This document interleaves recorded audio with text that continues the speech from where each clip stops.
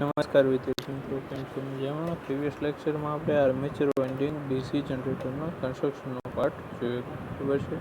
હવે આપણે આજે ડીસી જનરેટરના કન્સ્ટ્રક્શનનો પાર્ટ 2 જોઈશું, બરાબર છે.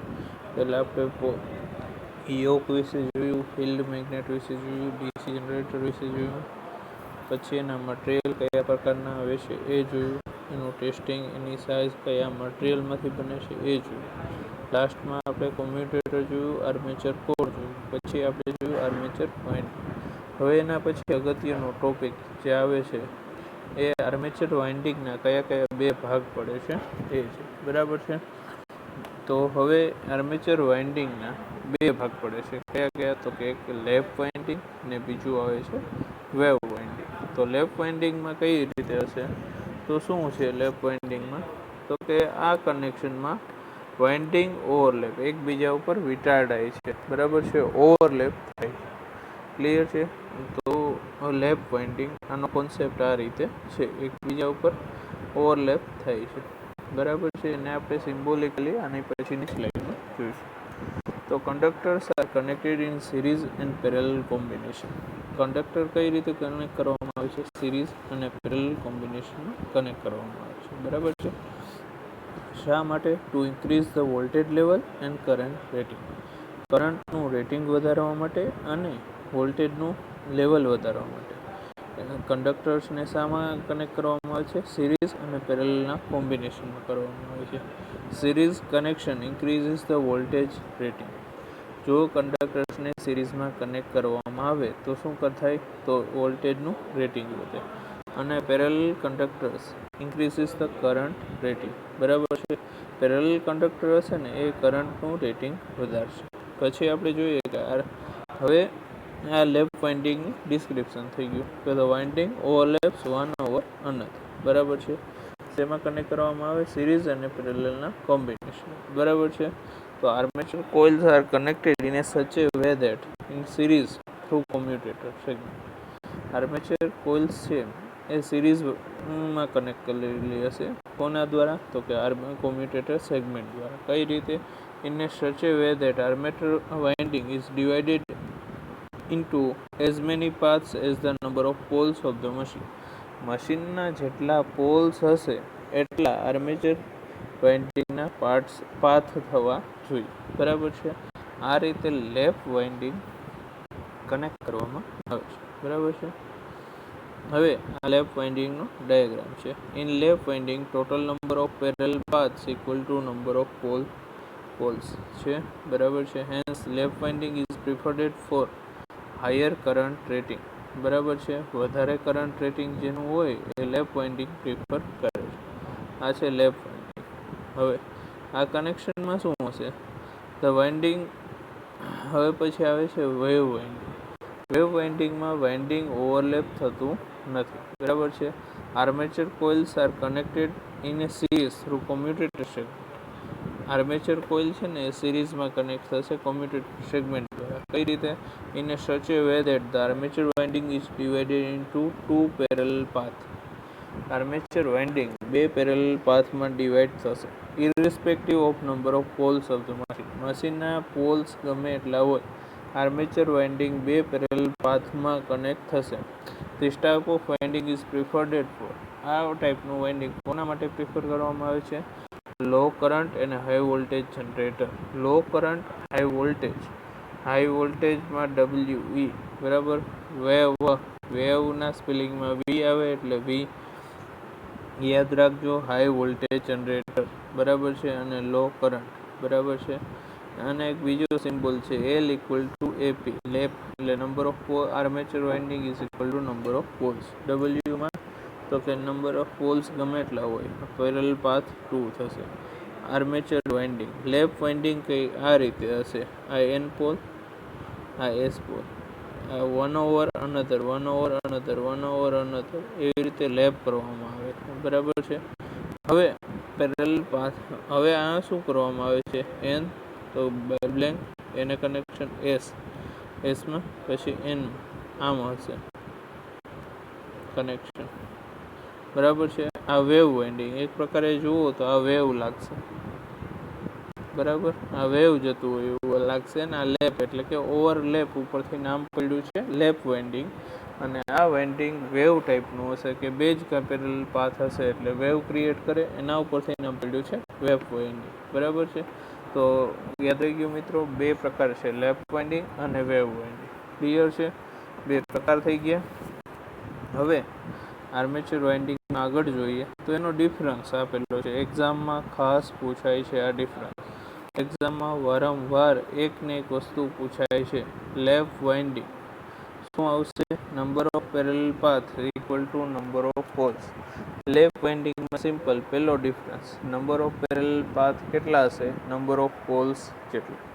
બીજું શું છે? વેવ વાઇન્ડિંગમાં એની સામે નંબર ઓફ પેરેલલ પાથ કેટલા હશે? આર્મેચર પાથ બે જ હશે. ગમે એટલા પોલ હોય, અહીંયા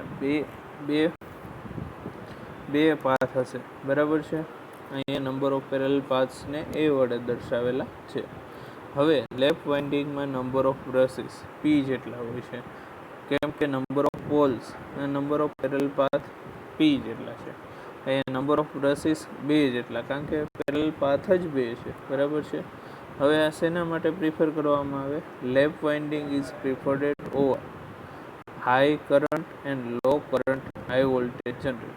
high current, low current, high voltage generator. બરાબર. પછી wave winding is preferred for low voltage generator. બરાબર. Used when current is greater than or less than 500. used when current is less than 500. અહીંયા greater than 500 ampere આવશે, અહીં less અહીંયા આવતું રહ્યું છે. બરાબર છે. 500 એમ્પિયર કરતાં ઓછો પ્રવાહ હશે તો વેવ વાઇન્ડિંગ, વધારે પ્રવાહ હશે તો લેપ વાઇન્ડિંગ વાપરવામાં આવશે.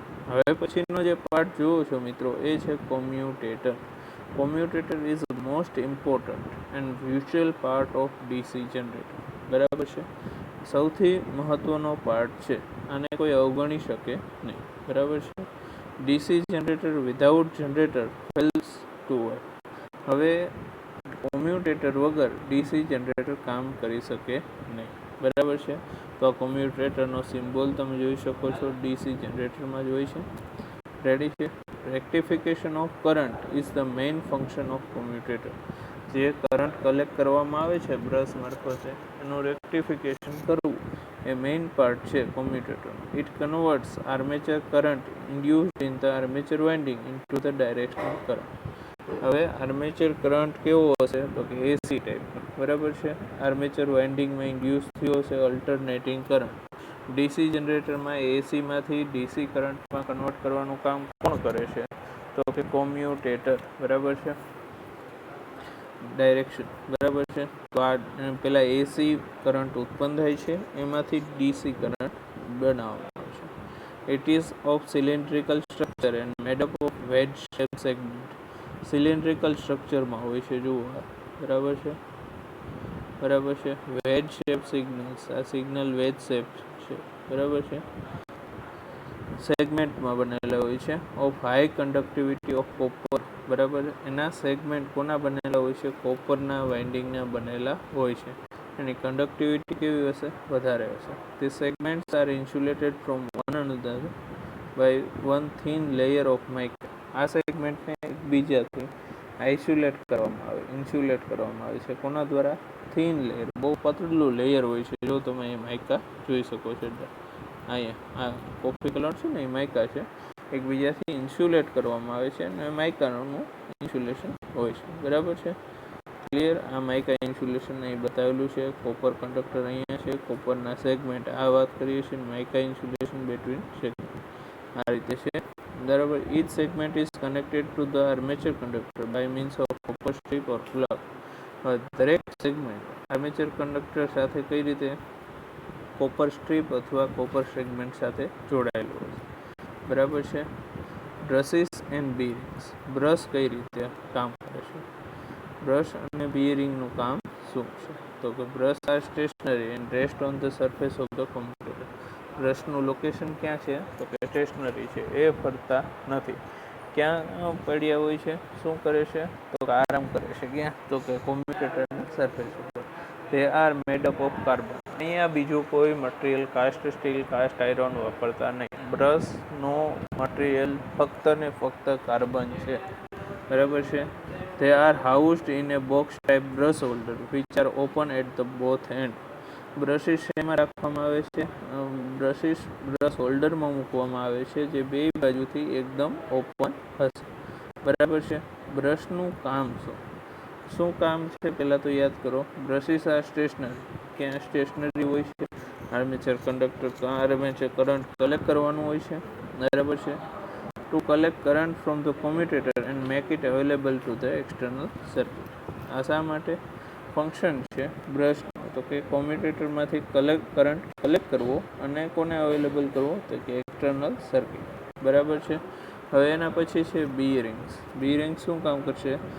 બોલ bearings are used commonly because of their reliability. આની રિલાયબિલિટી સૌથી વધારે હોય એટલા માટે બોલ બીયરિંગ વપરાય. Roller bearing are used for heavier duties. જ્યાં વધારે ડ્યુટીની જરૂર હોય, ત્યાં એકદમ વધારે વોલ્ટેજ રેટિંગના હશે, ત્યાં આપણે રોલર બેરિંગ યુઝ કરશું. ક્લિયર? રિલાયબિલિટી માટે, બરાબર છે. હવે શાફ્ટની આવે. Shaft is a central one over which the whole parts are loaded. Shaft શું છે? તો કે એક મજબૂત સ્તંભ છે જેની ઉપર આખું કોમ્યુટેટર, ડીસી જનરેટર બધું રાખવામાં આવે છે. મેટલનો રોડ હોય છે, સ્ટીલ, બરાબર છે. એટલું જ શાફ્ટ વિશે ખબર છે.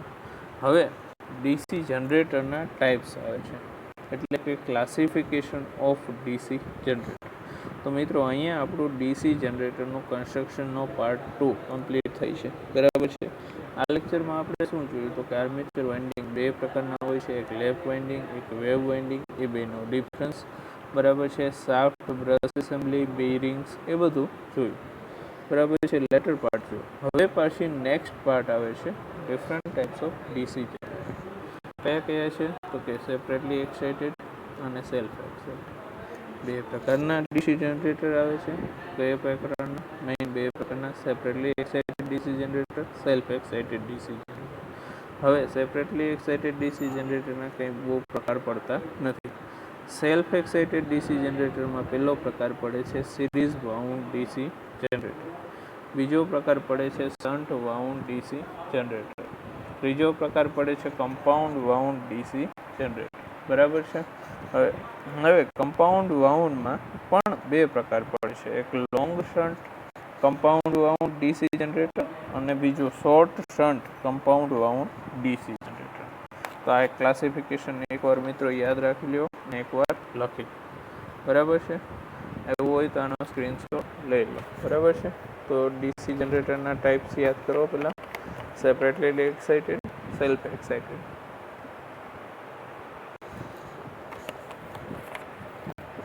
સેલ્ફ એક્સાઇટેડના કયા કયા પ્રકાર છે? સિરીઝ વાઉન્ડ, શન્ટ વાઉન્ડ અને કમ્પાઉન્ડ વાઉન્ડ, બરાબર છે. શન્ટ વાઉન્ડમાં કમ્પાઉન્ડ વાઉન્ડ આવશે, એમાં શોર્ટ શન્ટ અને લોંગ શન્ટ આવશે, બરાબર છે. બરાબર છે. આ ક્લિયર છે? તો આ એનું ક્લાસિફિકેશન છે, બરાબર છે. હવે ડીસી જનરેટર્સ કઈ રીતે ક્લાસિફાય થાય છે? ફિલ્ડ એક્સાઇટેશનની મદદથી ક્લાસિફાય થાય છે, બરાબર છે. કઈ રીતે? તો કે એનું ફિલ્ડનું એક્સાઇટેશન કેવું હોય છે એની મદદથી એ ક્લાસિફાય થાય છે, બરાબર છે. તો DC generators are classified according to the method which are used for field excitation. Field excitation માટે જે મેથડ યુઝ કરવામાં આવે છે એના માટે ડીસી જનરેટર ક્લાસિફાય થાય છે. કયા પ્રકારના હોય છે? પહેલું સેપરેટલી એક્સાઇટેડ ડીસી જનરેટર, બીજું self excited DC generator. DC generator separately excited હશે અને સેલ્ફ એક્સાઇટેડ ડીસી જનરેટર. આ તો ડીસી જનરેટરનું ક્લાસિફિકેશન, બરાબર છે. સેપરેટલી એક્સાઇટેડ ડીસી જનરેટર આમાં શું હશે મિત્રો? તો કે in this field magnets are energize from a separate independent. આ વસ્તુ ખાસ યાદ રાખજો, separate and independent external source of DC current. કોઈક બહારનો જ સોર્સ હશે ડીસી કરંટ આપતો, એની મદદથી એનર્જાઇઝ થશે, એટલે જ એનું નામ શું છે? Separately excited DC generator.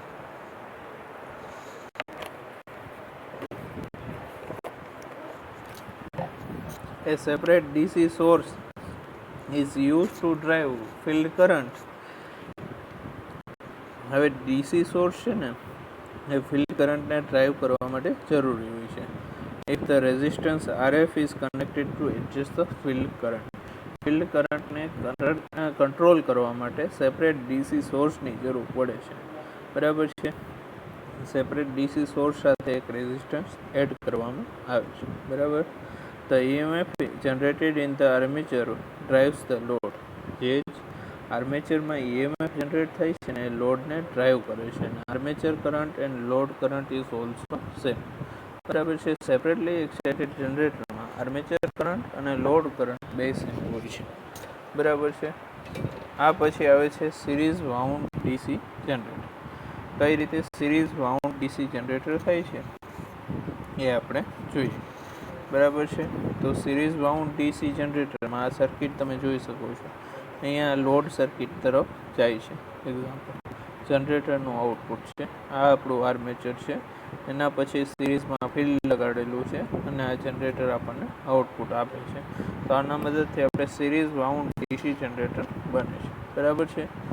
હવે લોંગ શન્ટ ડીસી જનરેટર. અત્યારે આપણે સિમ્બોલિકલી તમે સાથે સાથે ડ્રો કરતા જાજો એટલે એકદમ ઇઝી રહેશે. બરાબર છે. પછી આ ઇંગ્લિશ એઝ વેલ એઝ ગુજરાતીમાં આપણે સમજવાનું છે, એટલે આની લોંગ કેરેક્ટરિસ્ટિક્સ ન કરી શકીએ. બરાબર છે. હવે નામ શું છે? Long shunt DC generator. તો શું કીધું? શન્ટ આવ્યું ને લોંગ. તો આટલો ભાગ તો તમને યાદ જ હતો પહેલેથી. આર્મેચર અને સિરીઝ ફિલ્ડ ક્લિયર. આ જનરેટરનો કોઈ પણ ટોપિક આવે આ જનરેટર આઉટપુટ. હવે નામ શું છે? તો કે લોંગ શન્ટ ડીસી જનરેટર. તો કે શન્ટમાં એક વસ્તુ મૂકી દો. તો શું મૂકશો? લોંગ શન્ટ ફિલ્ડ વાઇન્ડિંગ મૂકો. એનો મતલબ શું થાય? Long shunt DC generator. Clear. હવે અહીંયા એક વસ્તુ પાછી યાદ કરો. લોંગ શન્ટ એટલે કે કોને ઓવરલેપ કર્યું છે? જો આખી સર્કિટમાં કનેક્ટ કરેલું છે. આ ખાસ યાદ રહી ગયું. સ્ક્રીનશોટ લઈ લો. પછી આના પછી શોર્ટ શન્ટ આવે છે એ હું તમને યાદ અપાવીશ. બરાબર છે. શોર્ટ શન્ટમાં કઈ રીતે હશે? જુઓ, શન્ટ અહીંથી જ આપી દીધો છે આર્મેચર, પછી શન્ટ ફિલ્ડ, પછી આપણે સિરીઝ ફિલ્ડ લગાવ્યું. Compound wound short shunt generator. બરાબર છે. ક્લિયર. યાદ રહી ગયું. Generator output, series field winding, shunt field winding ક્યાંથી લીધું છે? તો કે ડાયરેક્ટ આર્મેચર ઉપરથી.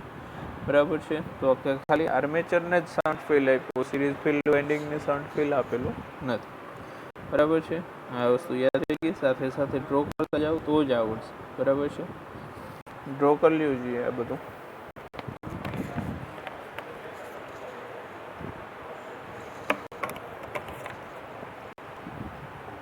ડ્રો થઈ ગયો. હવે શોર્ટ શન્ટ અને લોંગ શન્ટનો ડેટાબેઝ થઈ ગયો. તો અત્યાર સુધી આપણે શું જોયું મિત્રો? ડીસી જનરેટરના ટાઈપ્સ. હવે આપણે હજી એક કન્સ્ટ્રક્શનલ ડિટેલ જોઈ લીધી છે. એક્શન ઓફ કોમ્યુટેટર જોઈ લીધું છે. બરાબર છે. તો એ બધી વસ્તુ આપણે જોઈ લીધી.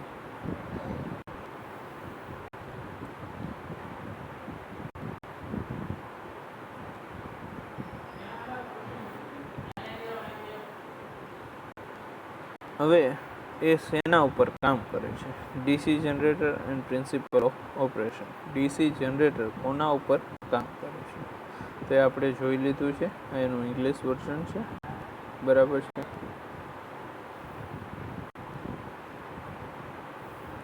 હવે આ વસ્તુ આપણે જોવાની છે જે તમને મારે બતાવવાનું છે. Faraday's laws of electromagnetic induction. બરાબર છે.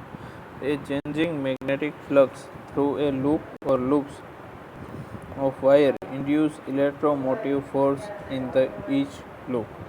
હવે મેગ્નેટિક લૂપ હોય કે મેગ્નેટિક વાયર હોય, બરાબર છે, એમાં મેગ્નેટિક ફ્લક્સ ચેન્જ થતું હોય તો એ ઇલેક્ટ્રોમેગ્નેટિક ફોર્સ ઉત્પન્ન કરે. Faraday's law of electromagnetic induction. અહીંયા તમે એનિમેશનમાં જોઈ શકો છો કે જ્યારે અહીંયા પરમેનન્ટ મેગ્નેટની એક્શન નથી અહીંયા, ત્યારે આ સિમ્બોલ કેટલા છે? 0 છે. બરાબર છે. જેમ પરમેનન્ટ મેગ્નેટની એક્શન આવશે છે ત્યારે શું થશે, અહીંયા EMF જનરેટ થાય છે. આ એક સિમ્બોલિકલી મેં તમને સમજાવવાની ટ્રાય કરેલી છે, બરાબર છે. હવે આના પછીનો લેન્સનો નિયમ છે. The induce current in a conductor are, જેના કારણે જે ઉત્પન્ન થાય છે તેનો જ તે વિરોધ કરે છે. લેન્સનો નિયમ આ છે ગુજરાતી અને સરળ ભાષામાં, બરાબર છે. આપણે લેન્સનો નિયમ સમજીએ. The induce current in a conductor are in a such a direction, કઈ દિશામાં છે? ઇન્ડ્યુસ કરંટ ઇન એ કંડક્ટરમાં જે કરંટ ઇન્ડ્યુસ થાય છે એ કઈ દિશામાં છે? In a such a direction so as to oppose the change in the magnetic field. Magnetic ફિલ્ડમાં જે કંઈ પણ ચેન્જ થાય છે એનું ઓપોઝ કરશે. કોણ ઓપોઝ કરશે? ધેટ પ્રોડ્યુસીસ ધેમ, જેને બનાવેલા છે એ જ એની વિરુદ્ધ દિશામાં જશે, બરાબર છે. આ લેન્સનો નિયમ છે, બરાબર છે. Induce current in a conductor, કોણ? તો કે ઇન્ડ્યુસ કરંટ, કંડક્ટરમાં જે ઇન્ડ્યુસ કરંટ છે એ કઈ દિશામાં ઓપોઝ કરશે? તો કે change in the magnetic field, magnetic ફિલ્ડની ચેન્જ કરવાની દિશામાં એને ઓપોઝ કરશે. શા માટે? કારણ કે એને જ બનાવેલા છે, બરાબર છે. તો હવે એને બીજી ભાષામાં કઈ રીતે લખી શકાય? The direction of induce EMF, કઈ રીતે? The direction of induce EMF in a coil is such that it opposes the cause of producing it. Induce EMF ની ડાયરેક્શન કઈ રીતે હશે? તો કે એ રીતે હશે, such that it opposes cause for producing it, એને પ્રોડ્યુસ કરવા માટે જે કોઝ હશે એને જ તે ઓપોઝ કરશે. તો આ તો લેન્સનો, બરાબર છે. ફ્લેમિંગ રાઇટ હેન્ડ રૂલ મેં તમને સમજાવી દીધેલ છે, છતાં પણ એક્સપ્લેન સાથે. જમણો હાથ લેવાનો છે મિત્રો. તમારે DC જનરેટરમાં ફિલ્ડ EMFની ડાયરેક્શન નક્કી કરવા માટે તમારે પહેલાં Fleming right hand rule, Fleming એ લેફ્ટ હેન્ડ રૂલ અને રાઇટ હેન્ડ રૂલ બે આપેલા છે, બરાબર છે.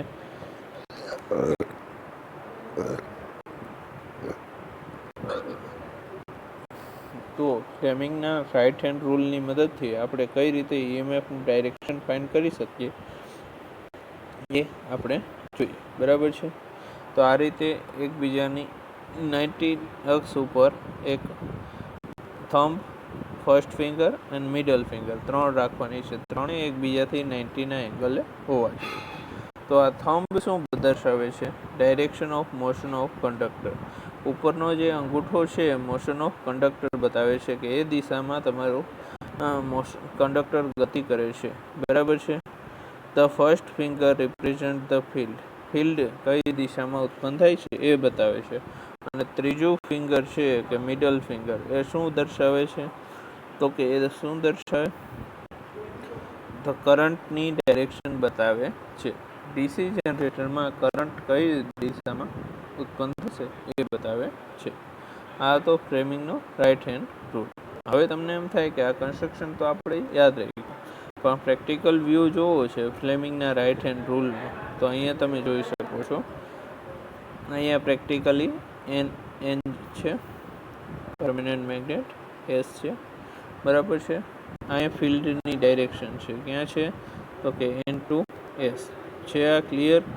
એના લીધે ફિલ્ડની ડાયરેક્શન છે એટલે શું કહેવાય? Direction of flux. ક્લિયર? હવે અહીંથી આમ કોણ આટી કરે છે? એની દિશા કઈ છે કંડક્ટરની? તો કે અહીંથી આમ જઈ, બરાબર છે, અહીંયાથી આમ આવે છે, બરાબર. અહીંથી આમ જઈ ને અહીંયાથી વળી અને આમ આવે છે. તો આ કંડક્ટરની દિશા છે, બરાબર છે. કંડક્ટરની દિશા શું? અહીંથી આમ જશે, આમ આવશે, આમ જશે, આમ આવશે, આમ જશે. એટલે કંડક્ટરની દિશા, મોશન ઓફ કંડક્ટર આ રીતે થશે, બરાબર છે. ફિલ્ડ કરંટ, આ મોશન ઓફ કંડક્ટર, બરાબર છે. હવે ડાયરેક્શન ઓફ ફ્લક્સ ક્લિયર? તો આ ત્રીજી ડાયરેક્શનમાં કરંટ જશે અથવા વોલ્ટેજ જશે, બરાબર છે. હવે શું રિક્વાયરમેન્ટ છે DC જનરેટરને EMF ઉત્પન્ન કરવા માટે? શા માટે EMF ઉત્પન્ન કરવો હોય DC જનરેટરની મદદથી? તો બેઝિક રિક્વાયરમેન્ટ કઈ કઈ છે? તો કઈ કઈ છે તો કે યુનિફોર્મ મેગ્નેટિક ફિલ્ડ એટલે પરમેનન્ટ મેગ્નેટ યુનિફોર્મ હોવા જોઈએ. બીજું એ સિસ્ટમ ઓફ કંડક્ટર્સની એક સિસ્ટમ જરૂરી છે. ત્રીજું એ relative motion between the magnetic field and conductors, relative motion હોવી જરૂરી છે. બરાબર છે. મેગ્નેટિક ફિલ્ડ કોના દ્વારા લઈ આવશું તો કે પરમેનન્ટ મેગ્નેટ અથવા ઇલેક્ટ્રોમેગ્નેટ. પરમેનન્ટ મેગ્નેટ આપણે લેબમાં રહી શકીએ, પરંતુ પ્રેક્ટિકલી જ્યારે જોવા જઈએ ત્યારે આપણે ઇલેક્ટ્રોમેગ્નેટનો યુઝ કરતા હોઈએ છીએ. કંડક્ટર્સ કોના તો કે કોપર અને એલ્યુમિનિયમ બાર્સ. બરાબર છે. આ બેમાંથી એક તમે કંડક્ટર યુઝ કરી શકો છો. Placed in A slot cuts around the પેરીફેરી of cylindrical rotor. હવે રિલેટિવ મોશન કોની વચ્ચે થશે? પ્રાઇમ મૂવર, ટર્બાઇન અને આઈસી એન્જિનની વચ્ચે રિલેટિવ મોશન થશે. બરાબર છે. તો આ સિમ્પલ લૂપ જનરેટર છે. અહીંયા ABCDEની ડાયરેક્શન આપેલી છે અને નોર્થ ટુ સાઉથ આપેલા છે. અને અહીંયા બ્રશિસ આપેલા છે, જોઈ શકો છો તમે. અહીંયા બ્રશ આપેલું છે કલેક્ટિંગ. આ સ્લીપ રિંગ છે. બરાબર છે. સ્લીપ રિંગને નામ આપેલું છે 1 અને 2. બ્રશને સ્લીપ રિંગને નામ આપેલું છે A અને B, અને બ્રશને નામ આપેલું છે 1 અને 2. મેગ્નેટિક ફિલ્ડની ડાયરેક્શન N થી S તરફની છે. ક્લિયર? હવે એક રેઝિસ્ટન્સ જોડવામાં આવેલો છે. બરાબર છે. આ એ જ ડાયાગ્રામ બીજા વ્યૂમાં છે જે તમારે ડ્રો કરવાની છે બુકમાં. આ તમે ડ્રો ન કરી શકો તો ચાલશે. આ વ્યૂમાં તમારે ડ્રો કરવાની છે. આ પોલના ફેઝિસ છે. મેગ્નેટિક ફિલ્ડ N2S છે અને આર્મેચર છે. બરાબર છે. અહીંયા R1 રેઝિસ્ટન્સ છે અને જે બહારની સાઈડ બતાવેલું છે બ્રશ છે અને સ્લીપ રિંગ છે. દરેક ડાયાગ્રામના ત્રણ વ્યૂ આપે લીધેલા છે. એનાથી શું થશે મિત્રો કે તમારે બુકમાં કયો ડાયાગ્રામ ડ્રો કરવો, આ ડાયાગ્રામ તમારે બુકમાં ડ્રો કરવો નથી. આ ડાયાગ્રામ તમારે બુકમાં ડ્રો કરવાનો છે. બરાબર છે. જનરેટરનો સિમ્બોલ જોઈ લીધો, ઓપરેશન જોઈ લીધું. આ ત્રણેય ઓપરેશન આપણે જોઈ લીધેલા. છતાં પણ ડીપ એક્સપ્લેનેશન માટે હું તમને આ PPT મોકલી દઈશ. બરાબર છે. જનરેટરનો સિમ્બોલ આ પ્રીવિયસ લેક્ચરમાં આપણે જોઈ લીધું. બરાબર છે.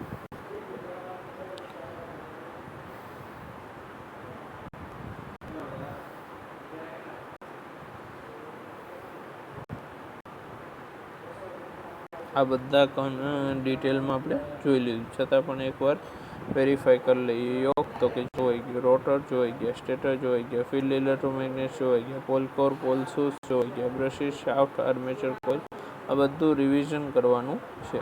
બરાબર છે. ક્રોસ સેક્શન વ્યૂ પણ આપણે લઈ લીધું છે. બરાબર છે. આપણે જોઈ લીધું છે. આ તમારી બુકનો ડાયાગ્રામ છે, તમારે ડ્રો કરવાનો. બરાબર છે.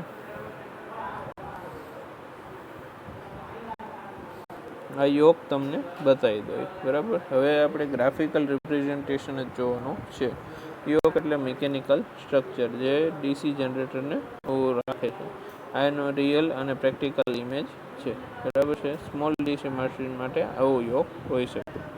સ્મોલ DC મશીન માટે કાસ્ટ આયરોન અને લો કોસ્ટ માટેના લાર્જ DC મશીન માટે કાસ્ટ સ્ટીલ અથવા રોલ્ડ સ્ટીલનું યોક બનાવેલું હોય છે. બરાબર છે.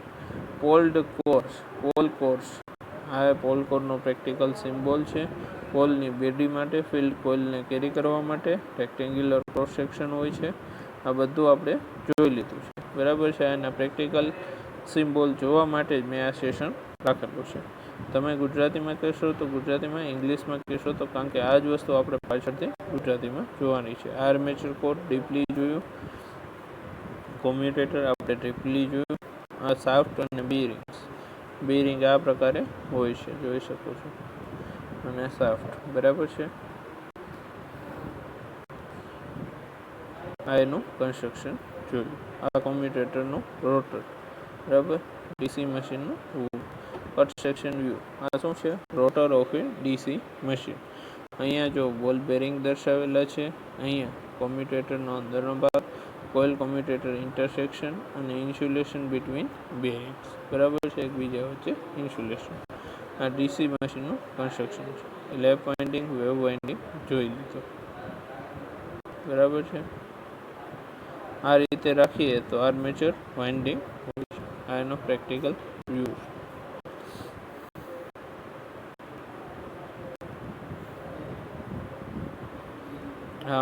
આપણે જો પ્રેક્ટિકલી લેફ્ટ વાઇન્ડિંગ ડ્રો કરવું હોય તો આપણે આ રીતે ડ્રો કરશું, બરાબર છે.